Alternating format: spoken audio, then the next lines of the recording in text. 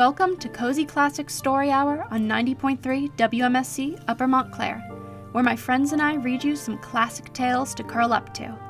Please note that the views expressed in these stories are not the views of myself or WMSC.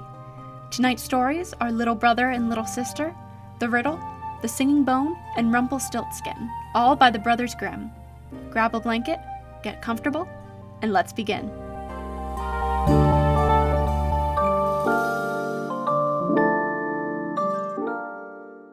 Little Brother and Little Sister. Little Brother took his little sister by the hand and said, "Since our mother died and we had no happiness, our stepmother beats us every day, and if we come near her, she kicks us away with her foot.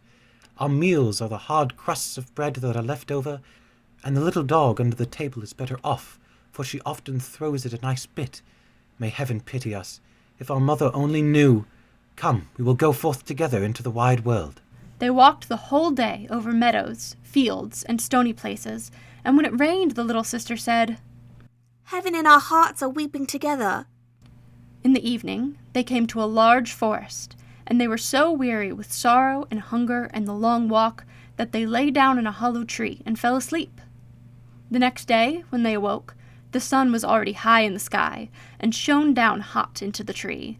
Then the brother said, "Sister, I am thirsty. If I knew of a little brook, I would go and just take a drink. I think I hear one running." The brother got up and took the little sister by the hand, and they set off to find the brook. But the wicked stepmother was a witch, and had seen how the two children had gone away, and had crept after them privily, as witches do creep, and had bewitched all the brooks in the forest. Now, when they found a little brook leaping brightly over the stones, the brother was going to drink out of it, but the sister heard how it said as it ran, "Who drinks of me will be a tiger. Who drinks of me will be a tiger." Then the sister cried, "Pray, dear brother, do not drink, or you will become a wild beast and tear me to pieces." The brother did not drink, although he was so thirsty, but said, "I will wait for the next spring." When they came to the next brook, the sister heard this also say, "Who drinks of me will be a wolf. Who drinks of me will be a wolf." Then the sister cried out, "Pray, dear brother, do not drink, or you will become a wolf and devour me." The brother did not drink, and said, "I will wait until we come to the next spring, but then I must drink. Say what you like, for my thirst is too great." And when they came to the third brook, the sister heard how it said as it ran, "Who drinks of me will be a deer. Who drinks of me will be a deer." The sister said, "Oh, I pray you, dear brother, do not drink, or you will become a deer and run away from me." But the brother had knelt down at once by the brook, and had bent down and drunk some of the water, and as soon as the first drops touched his lips, he lay there a young deer. Now the sister wept over her poor bewitched brother, and the little deer wept also, and sat sorrowfully near to her. But at last the girl said, "Be quiet, dear little deer. I will never, never leave you." Then she untied her golden garter and put it round the deer's neck, and she plucked rushes and wove them into a soft cord. With this she tied the little beast and led it on, and she walked deeper and deeper into the forest. And when they had gone a very long way, they came at last to a little house, and the girl looked in, and as it was empty, she thought, "We can stay here and live." Then she sought for leaves and moss to make a soft bed for the deer, and every morning she went out and gathered roots and berries and nuts for herself, and brought tender grass for the deer, who ate out of her hand, and was content and played round about her. In the evening, when the sister was tired and had said her prayer, she laid her head upon the deer's back. That was her pillow, and she slept softly on it. And if only the brother had had his human form, it would have been a delightful life. For some time they were alone like this in the wilderness, but it happened that the king of the country held a great hunt in the forest. Then the blasts of the horns, the barking of dogs, and the merry shouts of the huntsmen rang through the trees, and the deer heard all, and was only too anxious to be there. "Oh," said he to his sister, "let me be off to the hunt. I cannot bear it any longer." and he begged so much that at last she agreed. "But," said she to him, "come back to me in the evening. I must shut my door for fear of the rough huntsmen. So knock and say, 'My little sister, let me in, that I may know you.' And if you do not say that, I shall not open the door." Then the young deer sprang away, So happy was he, and so merry in the open air. The king and the huntsmen saw the pretty creature, and started after him, but they could not catch him. And when they thought that they surely had him, away he sprang into the bushes and could not be seen. When it was dark, he ran to the cottage, knocked, and said, "My little sister, let me in."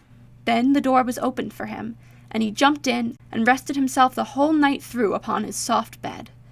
The next day the hunt went on afresh, and when the deer again heard the bugle horn and the ho-ho of the huntsman, he had no peace, but said, "Sister, let me out. I must be off." His sister opened the door for him and said, "But you must be here again in the evening and say your password." When the king and his huntsmen again saw the young deer with the golden collar, they all chased him, but he was too quick and nimble for them. This went on for the whole day.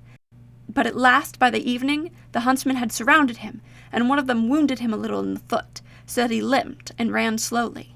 Then a hunter crept after him to the cottage, and heard how he said, "My little sister, let me in," and saw that the door was opened for him, and was shut again at once. The huntsman took notice of it all, and went to the king and told him what he had seen and heard. Then the king said, "Tomorrow we will hunt once more." The little sister, however, was dreadfully frightened when she saw that her fawn was hurt. She washed the blood off him, laid herbs on the wound, and said, "Go to your bed, dear brother, that you may get well again." But the wound was so slight that the deer, next morning, did not feel it any more. And when he again heard the sport outside, he said, "I cannot bear it. I must be there. They shall not find it so easy to catch me." The sister cried and said, "This time they will kill you, and here I am alone in the forest and forsaken by all the world. I will not let you out." "Then you will have me die of grief," answered the deer. "When I hear the bugle horns, I feel as if I must jump out of my skin." Then the sister could not do otherwise, but opened the door for him with a heavy heart, and the deer, full of health and joy, bounded into the forest. When the king saw him, he said to his huntsman, "Now chase him all day long till nightfall, but take care that no one does him any harm." As soon as the sun had set, the king said to the huntsman, "Now come and show me the cottage in the wood." And when he was at the door, he knocked and called out, "Dear little sister, let me in." Then the door opened, and the king walked in, and there stood a maiden more lovely than any he had ever seen. The maiden was frightened when she saw, not her little deer, but a man come in who wore a golden crown upon his head. But the king looked kindly at her, stretched out his hand, and said, "Will you go with me to my palace and be my dear wife?" "Yes, indeed." answered the maiden. "But the little deer must go with me. I cannot leave him." The king said, "It shall stay with you as long as you live, and shall want nothing." Just then he came running in, and the sister again tied him with the cord of rushes, took it in her own hand, and went away with the king from the cottage. The king took the lovely maiden upon his horse and carried her to his palace, where the wedding was held with great pomp. She was now the queen, and they lived for a long time happily together. The deer was tended and cherished and ran about in the palace garden. But the wicked stepmother, because of whom the children had gone out into the world, thought all the time that the sister had been torn to pieces by the wild beasts in the wood, and that the brother had been shot for a deer by the huntsman. Now, when she heard that they were so happy and so well off, envy and hatred rose in her heart, and left her no peace, and she thought of nothing but how she could bring them again to misfortune. Her own daughter, who was as ugly as night, and had only one eye, grumbled at her and said, "A queen. That ought to have been my luck." "Only be quiet," answered the old woman, and comforted her by saying, "When the time comes, I shall be ready." As time went on, the queen had a pretty little boy, and it happened that the king was out hunting. So the old witch took the form of the chambermaid, went into the room where the queen lay, and said to her, "Come, the bath is ready. It will do you good, and give you fresh strength. Make haste before it gets cold." The daughter also was close by, so they carried the weakly queen into the bathroom, and put her into the bath. They shut the door and ran away. But in the bathroom they had made a fire of such deadly heat that the beautiful young queen was soon suffocated. When this was done, the old woman took her daughter, put a nightcap on her head, and laid her in bed in place of the queen. She gave her, too, the shape and look of the queen, only she could not make good the lost eye. But in order that the king might not see it, she was to lie on the side on which she had no eye. In the evening, when he came home and heard that he had a son, he was heartily glad, and was going to the bed of his dear wife to see how she was. But the old woman quickly called out, For your life, leave the curtains closed. The queen ought not to see the light yet, and must have rest. The king went away, and did not find out that a false queen was lying in the bed. But at midnight, when all slept, the nurse, who was sitting in the nursery by the cradle, and was the only person awake, saw the door open and the true queen walk in.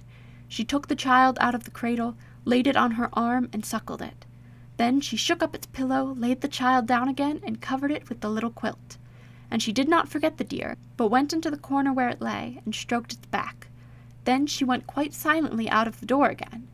The next morning the nurse asked the guards whether anyone had come into the palace during the night, but they answered, No, we have seen no one. She came thus many nights, and never spoke a word. The nurse always saw her, but she did not dare to tell anyone about it. When some time had in this manner, the queen began to speak in the night, and said, How fares my child? How fares my roe? Twice shall I come, then never more. The nurse did not answer, but when the queen had gone again, went to the king and told him all. The king said, Ah, heavens! What is this? Tomorrow night I will watch by the child. In the evening he went into the nursery, and at midnight the queen again appeared and said, How fares my child? How fares my roe? Once I will come, then never more. And she nursed the child as she was wont to do before she disappeared. The king dared not speak to her, but on the next night he watched again. Then she said, How fares my child? How fares my roe? This time I come, then never more. Then the king could not restrain himself. He sprang towards her and said, You can be none other than my dear wife. She answered, Yes, I am your dear wife. and at the same moment she received life again, and by God's grace became fresh, rosy, and full of health. Then she told the king the evil deed which the wicked witch and her daughter had been guilty of towards her. The king ordered both to be led before the judge, and judgment was delivered against them. The daughter was taken into the forest, where she was torn to pieces by wild beasts, but the witch was cast into the fire and miserably burnt. And as soon as she had burnt, the deer changed his shape and received his human form again, so the sister and brother lived happily together all their lives. The end.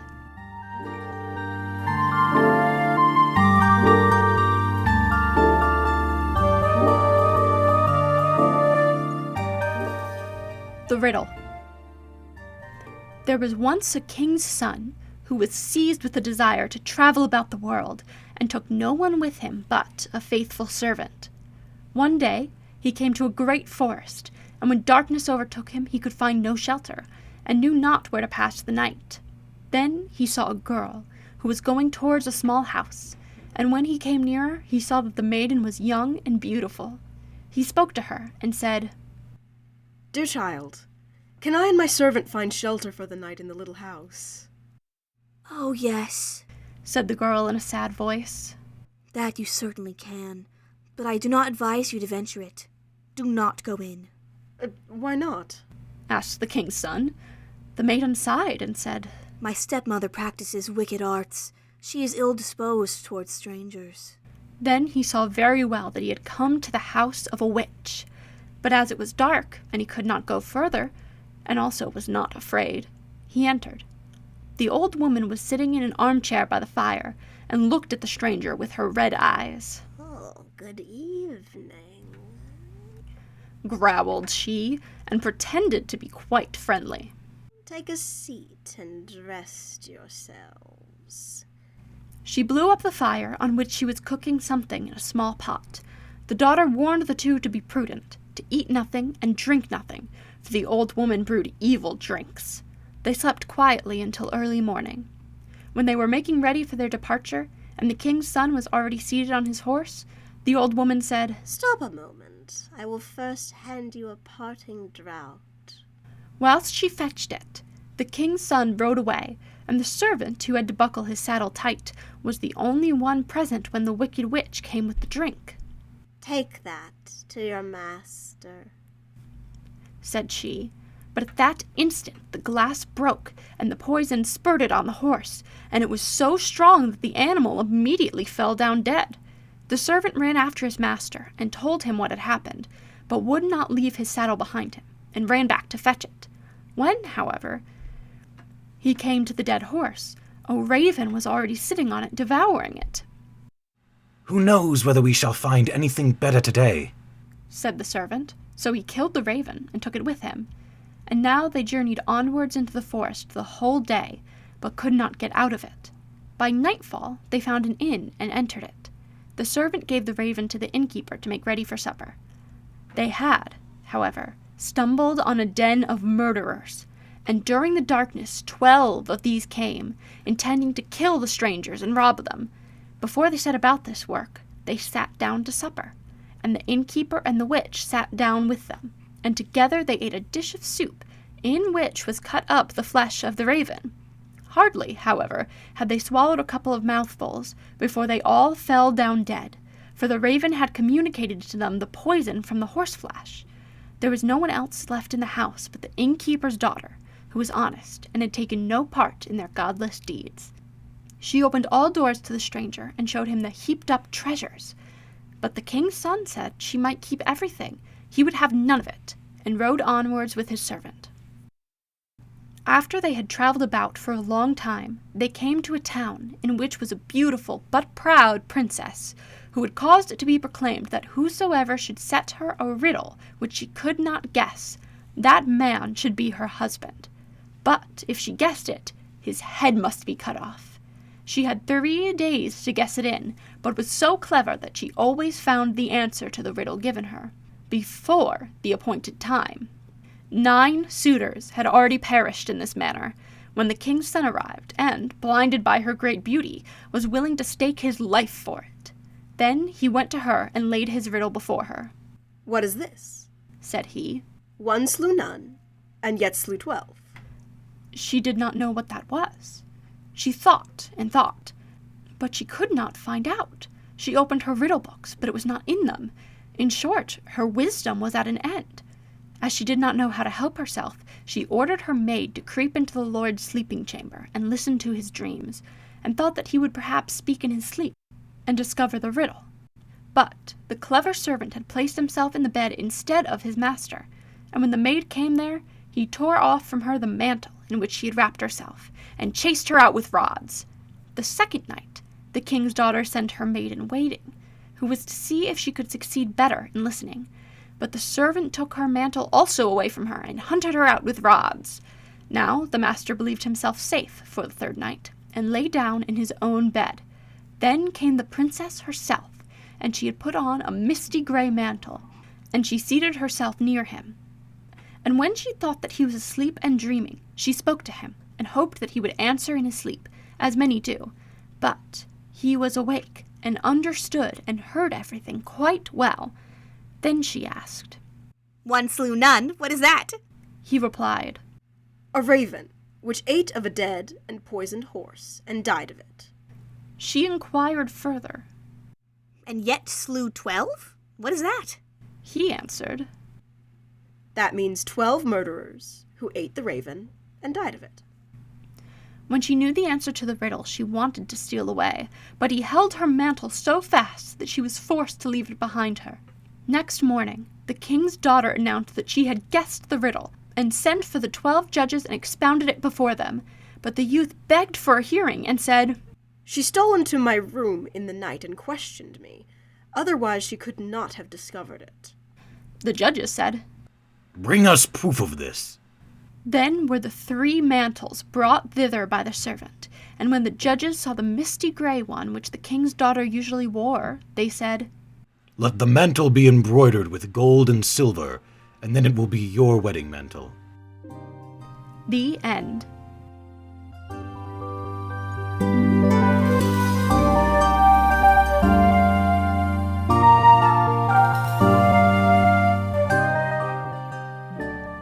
The Singing Bone.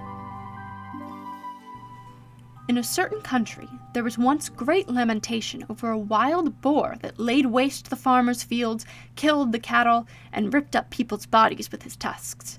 The king promised a large reward to anyone who would free the land from this plague, but the beast was so big and strong that no one dared to go near the forest in which it lived. At last, the king gave notice that whosoever should capture or kill the wild boar should have his only daughter to wife. Now there lived in the country 2 brothers, sons of a poor man, who declared themselves willing to undertake the hazardous enterprise. The elder, who was crafty and shrewd, out of pride; the younger, who was innocent and simple, from a kind heart. The king said, In order that you may be the more sure of finding the beast, you must go into the forest from opposite sides. So the elder went in on the west side, and the younger on the east. When the younger had gone a short way, a little man stepped up to him. He held in his hand a black spear and said, I give you this spear because your heart is pure and good. With this you can boldly attack the wild boar, and it will do you no harm. He thanked the little man, shouldered the spear, and went on fearlessly. Before long, he saw the beast, which rushed at him, but he held the spear towards it, and in its blind fury it ran so swiftly against it that its heart was cloven in twain. Then he took the monster on his back and went homewards with it to the king.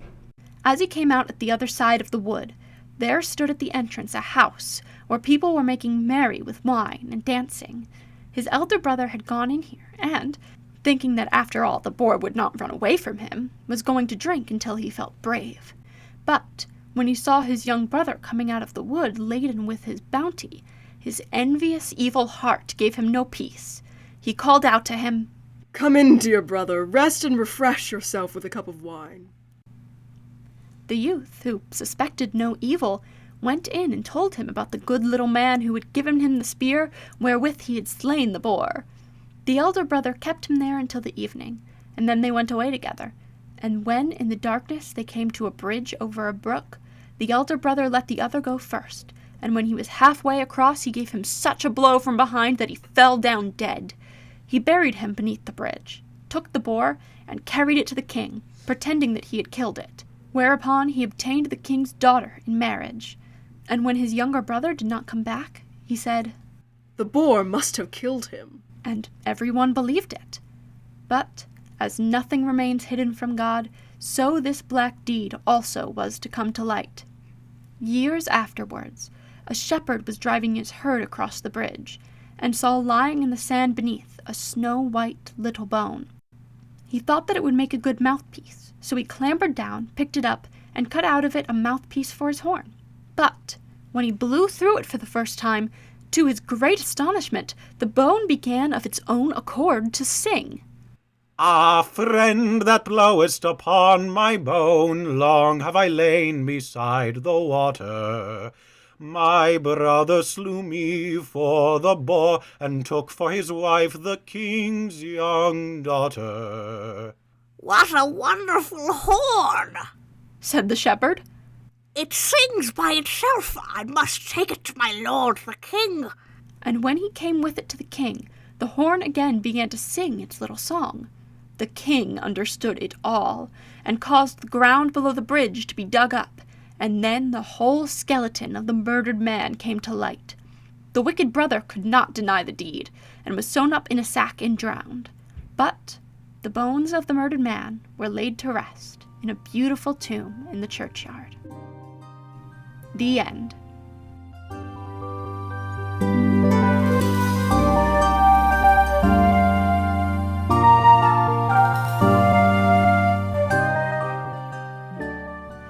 Rumpelstiltskin. Once there was a miller who was poor, but who had a beautiful daughter. Now it happened that he had to go and speak to the king, and in order to make himself appear important, he said to him, I have a daughter who can spin straw into gold. The king said to the miller, That is an art which please me well. If your daughter is as clever as you say, bring her tomorrow to my palace, and I will try what she can do. And when the girl was brought to him, he took her into a room which was quite full of straw, gave her a spinning wheel and a reel, and said, Now set to work, and if by tomorrow morning early you have not spun this straw into gold during the night, you must die. Thereupon he himself locked up the room and left her in it alone. So there sat the poor miller's daughter, and for the life of her could not tell what to do. She had no idea how straw could be spun into gold, and she grew more and more miserable, until at last she began to weep. But all at once the door opened, and in came a little man and said, "Good evening, Mistress Miller. Why are you crying so?" Alas, answered the girl. I have to spin straw into gold, and I do not know how to do it. "What will you give me Said the man. if I do it for you?" My necklace? Said the girl. The little man took the necklace, seated himself in front of the wheel, and Whir, whir, whir. 3 turns, and the reel was full. Then he put another on, and whir, whir, whir 3 times round, and the second was full too. And so it went on until the morning, when all the straw was spun, and all the reels were full of gold. By daybreak the king was already there, and when he saw the gold he was astonished and delighted, but his heart became only more greedy. He had the miller's daughter taken into another room, full of straw, which was much larger, and commanded her to spin that also in one night, if she valued her life. The girl knew not how to help herself, and was crying, when the door again opened, and the little man appeared, and said, "What will you give me if I spin that straw into gold for you?" The ring on my finger. answered the girl. The little man took the ring, again began to turn the wheel, and by morning had spun all the straw into glittering gold. The king rejoiced beyond measure at the sight, but still he had not gold enough, and he had the miller's daughter taken into a still larger room full of straw, and said, "You must spin this too in the course of this night, but if you succeed, you shall be my wife, even if she be a miller's daughter." thought he. "I could not find a richer wife in the whole world." When the girl was alone, the man came again for the 3rd time, and said, "What will you give me if I spin the straw for you this time also?" I have nothing left that I could give. answered the girl. "Then promise me, if you should become queen, your first child." Who knows whether that will ever happen? thought the miller's daughter, and, not knowing how else to help herself in this strait, she promised the man what he wanted, and for that he once more span the straw into gold. And when the king came in the morning, and found all as he had wished, he took her in marriage, and the pretty miller's daughter became a queen. A year after, she had a beautiful child, and she never gave a thought to the man, but suddenly he came into her room and said, "Now, give me what you promised." The queen was horror-struck, and offered the man all the riches of the kingdom if he would leave her the child. But the man said, "No, something that is living is dearer to me than all the treasures in the world." Then the queen began to weep and cry so that the man pitied her. "I will give you 3 days' time. Said he. If by that time you find out my name, then you shall keep your child." So the queen thought the whole night of all the names that she had ever heard, and she sent a messenger over the country to inquire far and wide for any other names that there might be. When the man came the next day, she began with Caspar, Melchior, Balthazar, and said all the names she knew, one after another, but to every one the little man said, "That is not my name." On the 2nd day, she had inquiries made in the neighborhood as to the names of the people there, and she repeated to the man the most uncommon and curious. Perhaps your name is Short Ribs, or Sheepshanks, or Lacelog? But he always answered. "That is not my name." On the 3rd day, the messenger came back again and said, I've not been able to find a single new name, but as I came to a high mountain at the end of the forest, where the fox and the hare bid each other good night, there I saw a little house, and before the house a fire was burning, and round about the fire quite a ridiculous little man was jumping. He hopped upon one leg and shouted, "Today I bake, tomorrow brew, the next I'll have the young queen's child. Ha! Glad I am that no one knew that Rumpelstiltskin I am styled." You may think how glad the queen was when she heard the name, and when soon afterwards the little man came in and asked, Now, Mistress Queen, what is my name? At first, she said, Is your name Conrad? No. Is your name Harry? No. Perhaps is your name Rumpelstiltskin? The devil has told you that! The devil has told you that! cried the little man, and in his anger he plunged his right foot so deep into the earth that his whole leg went in, and then in rage he pulled at his left leg so hard with both hands that he tore himself in two. The end.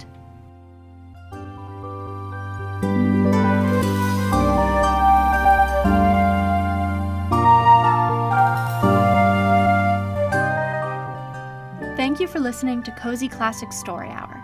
This episode was narrated by Joe Charlie Schweitzer, with additional voices provided by Natalia Artemis Kozlovsky, Liam Dempsey, and Marcello Foy. The rest of this hour will be songs related to the stories we read today. Next week, you can tune in to hear more Brothers Grimm tales. Sleep well, and good night.